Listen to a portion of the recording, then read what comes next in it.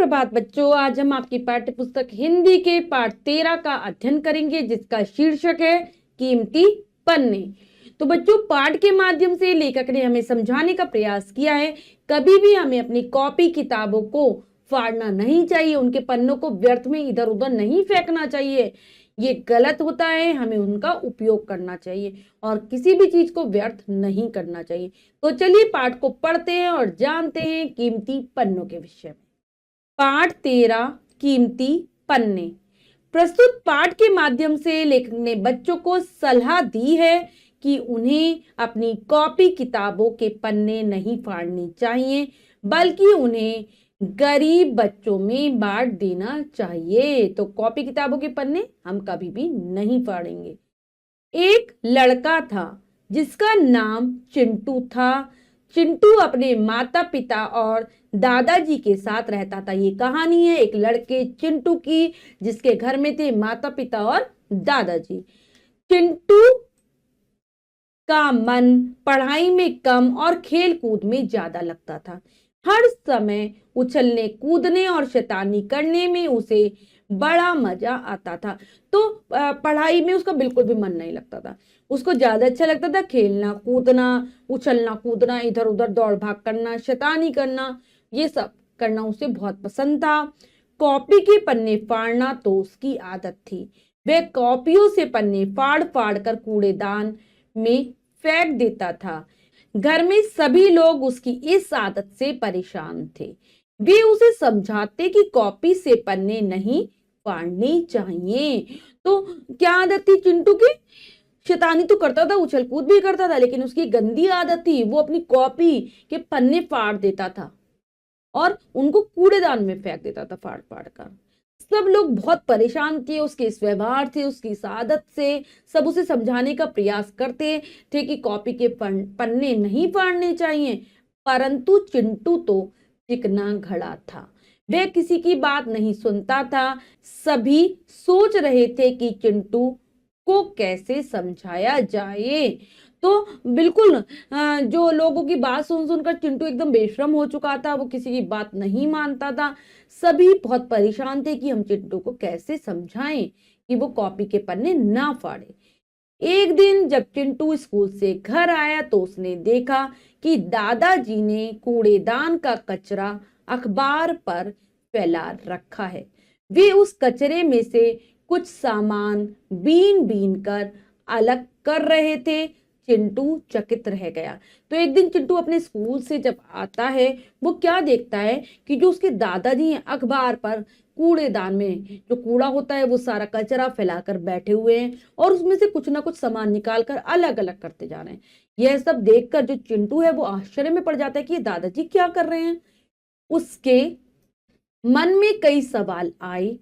उसने दादाजी से पूछना चाहा, परंतु ठिठक कर रुक गया और कौतूहल वश अलमारी के पीछे छिपकर देखने लगा। तो बहुत सारे सवाल उठ रहे थे चिंटू के मन में, बहुत सारे प्रश्न आ रहे थे और वो दादाजी से उन्हें पूछना भी चाहता था। वे पूछना चाह ही रहा था फिर, लेकिन अचानक ठिठक कर यानी कि अचानक से वो रुक जाता है और कौतूहल वश यानी कि जिज्ञासा से अलमारी वहीं पर खड़ी हुई थी, उसके पीछे छुपकर दादाजी को देखने लगता है।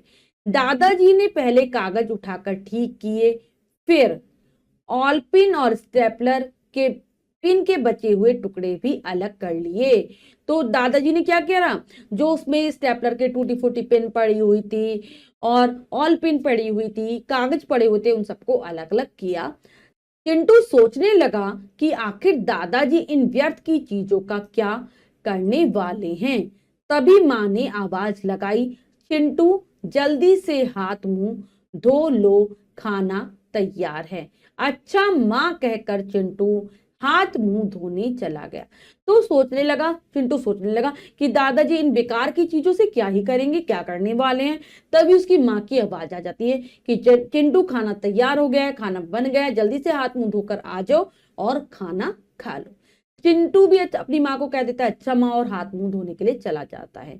कुछ ही देर में दादाजी और चिंटू भोजन करने लगे। थोड़ी देर में दादाजी भी खाने के लिए आ जाते हैं। दादाजी और चिंटू भोजन करने लगते हैं, खाना खाने लगते हैं। भोजन करके दादाजी अपने कमरे में चले गए, परंतु चिंटू की नजर तो सिर्फ दादाजी पर थी। उसने जल्दी से भोजन किया और दादाजी के पीछे पीछे उनके कमरे में गया।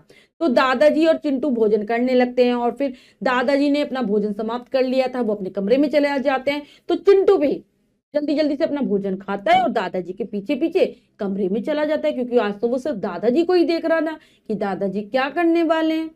वहां दादाजी पुरानी कॉपियों के फटे पुराने पन्नों को कैंची से काटकर सही आकार दे रहे थे।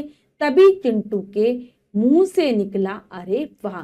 तो क्या देखता है चिंटू, दादाजी को जाकर जब कमरे में देखता है कि दादाजी जो कॉपियों की जो पन्ने फटे हुए हैं उनको कैंची से काटकर सही आकार में लगा रहे हैं। तो चिंटू के मुंह से अचानक निकल जाता है, अरे वाह, यह तो नई कॉपी बन गई। दादाजी चिंटू की आवाज सुनकर मुस्कुराए, बोले, हाँ चिंटू बेटा, बची खुची चीजों को भी उपयोग में लाया जा सकता है। तो कहता है चिंटू, अरे आपने तो नई कॉपी बना दी। तो दादाजी भी चिंटू की बात सुनकर एकदम से मुस्कुराने लगते हैं और कहते हैं, हाँ, कुछ चीजों से भी हम उनका उपयोग करके नई चीजें बना सकते हैं। सच दादाजी, कहकर चिंटू विस्मय से दादाजी की ओर देखने लगा। परंतु दादाजी, आप इन स्टेपलर पिन और ऑल पिनों से क्या करेंगे? तो वो कहता है, चिंटू कहता है अपने दादाजी से, सच में ऐसा हो सकता है? और आश्चर्य से दादाजी को देखने लगा।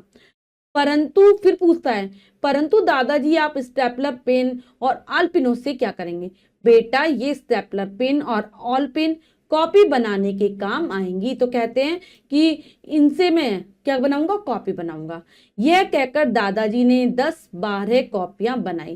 चिंटू बोला, दादाजी, आप इन कॉपियों का क्या करेंगे? दादाजी बचे कुछ पन्नों से और पिन और ऑल पिन का प्रयोग करके कॉपी बना देते, 10-12 बन जाती हैं। तो चिंटू को बहुत ही आश्चर्य हो रहा था हर चीज को देखकर। वो पूछता है, इनका क्या करोगे आप? दादाजी बोले, बेटा, हमारे देश में ऐसे बहुत से बच्चे हैं जिनके पास पढ़ने के लिए पुस्तकें और कॉपियां नहीं हैं। वे पढ़ना चाहते हैं, परंतु धन के अभाव के कारण पुस्तकें और कॉपियां नहीं खरीद पाते। क्या बताते हैं दादाजी कि बहुत सारे ऐसे बच्चे हैं जो गरीब हैं, जिनके पास पुस्तकें नहीं है, कॉपियां नहीं है, वो पढ़ना चाहते हैं लेकिन अभाव मतलब कमी के कारण, पैसे की कमी के कारण वो नहीं खरीद पाते कॉपियों को। चिंटू, तुम रोज कॉपियों से पन्ने फाड़कर कूड़ेदान में डाल देते हो। देखो, उन्हीं पन्नों से मैंने ये कॉपियां बना ली हैं। फिर दादाजी चिंटू को लेकर गरीब बस्ती में गए।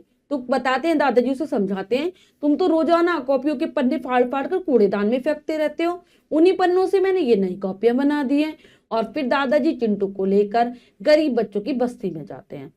वहां बच्चे दादाजी की प्रतीक्षा कर रहे थे और वहां के जो बच्चे थे दादाजी का इंतजार कर रहे थे, क्योंकि दादाजी अक्सर उनको कॉपियां देकर आया करते थे या अन्य बच्चा कुछ सामान। दादाजी के पहुंचते ही सभी बच्चों ने दादाजी आ गए, दादाजी आ गए कहकर हाथ ऊपर कर दिए। तो सभी बच्चे एकदम खुश हो जाते हैं दादाजी को देखते ही और चिल्लाने लगते हैं, दादाजी आ गए, दादाजी आ गए, हाथ ऊपर कर लेते हैं। दादाजी ने बच्चों को थैले में से निकालकर कॉपियां दी। कॉपियां लेकर बच्चों की खुशी का ठिकाना न रहा। तो बच्चे को कॉपियां दे देते हैं दादाजी, बच्चे बहुत खुश होते हैं, कॉपियां ले लेते हैं।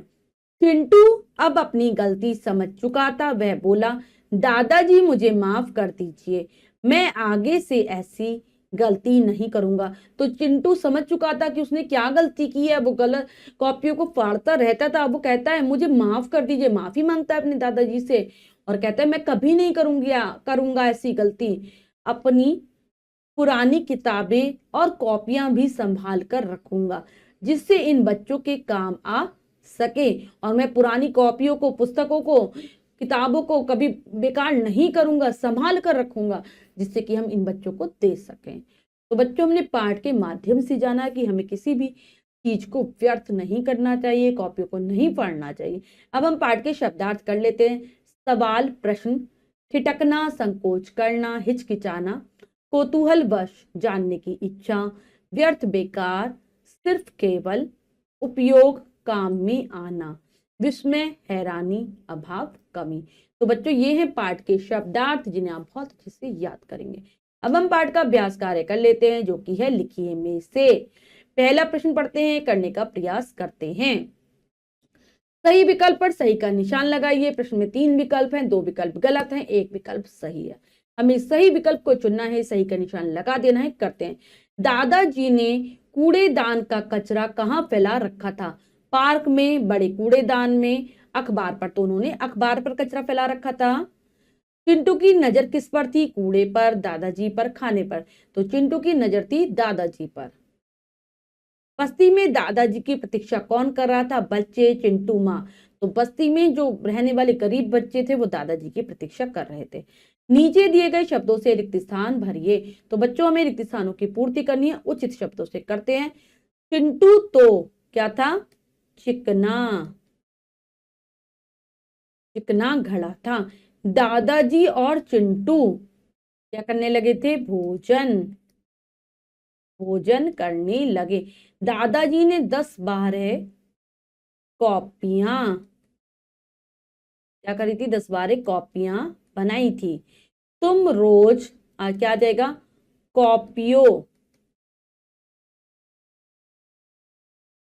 कॉपियों से पन्ने फाड़कर कूड़ेदान में डाल देते हो। कॉपियां लेकर क्या हुआ था? बच्चों की खुशी का ठिकाना न रहा, यानी कि बच्चे बहुत खुश हो गए थे। सत्य कथन पर सही तथा सत्य कथन पर गलत का निशान लगाइए। तो बच्चों में सही गलत का निशान लगाना है, वाक्यों के अनुसार पढ़ लगाते हैं। चिंटू समझदार लड़का था, नहीं वो शैतान लड़का था।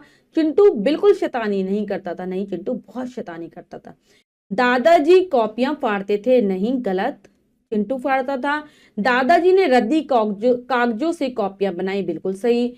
चिंटू ने दादाजी से माफी मांगी, ये भी बिल्कुल सही है। नेक्स्ट है सही मिलान कीजिए।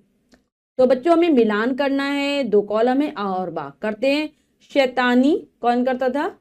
चिंटू। रद्दी कागज, गरीब बस्ती, स्टेपलर पेन, पुरानी किताबें। ये हमने कर लिया। इसके बाद अगला है कहानी पढ़कर घटनाओं के क्रम के अनुसार बॉक्स में 1 2 3 लिखिए। तो चलिए लिखते हैं। तो बच्चों में इन्हें क्रम में लगाना है। तो सबसे पहला इन्होंने लगा रखा है दादाजी ने कूड़ेदान का कचरा अखबार पर फैलाया। और उसके बाद नंबर 2 क्या होगा?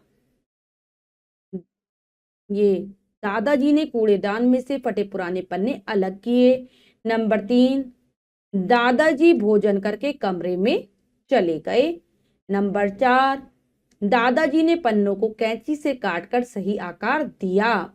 फिर उसके बाद नंबर 5 दादाजी चिंटू को लेकर गरीब बस्ती में गए। नंबर 6 दादाजी ने कॉपियां बच्चों को दे दी। नंबर 7 चिंटू ने दादाजी से माफी मांगी। तो ये हो गया हमारा क्रम।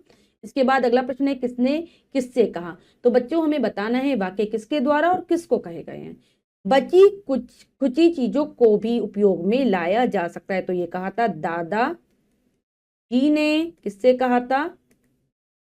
चिंटू से। दादाजी ने चिंटू से कहा था ये बात। यह तो नई कॉपी बन गई, ये कहा किसने? चिंटू ने। किससे कहा? दादा जी से। दादाजी से कहा। जल्दी से हाथ मुंह धो लो, ये कहा माँ ने। माँ ने कहा था। किससे कहा था? चिंटू से। बच्चों ये कार्य हमने पूर्ण कर लिया है। इसके बाद जो भी कार्य दिया गया है वो आपको स्वयं करना है सुंदर अक्षरों में अपनी अभ्यास पुस्तिका में। बच्चों हमने पाठ के माध्यम से यह शिक्षा ग्रहण की कि हमें कभी भी अपनी कॉपी और किताबों को फाड़ना नहीं चाहिए, बल्कि अपनी पुरानी किताबें और कॉपियां भी संभाल कर रखनी चाहिए जिससे वो किसी के काम आ सके। आशा करती हूँ यह पाठ आपको बहुत अच्छे से समझ आ गया होगा। फिर से जरूर पढ़ेंगे पाठ को। मिलते हैं अगली कक्षा में नए पाठ के साथ। तब तक के लिए स्वस्थ रहिए, प्रसन्न रहिए। धन्यवाद।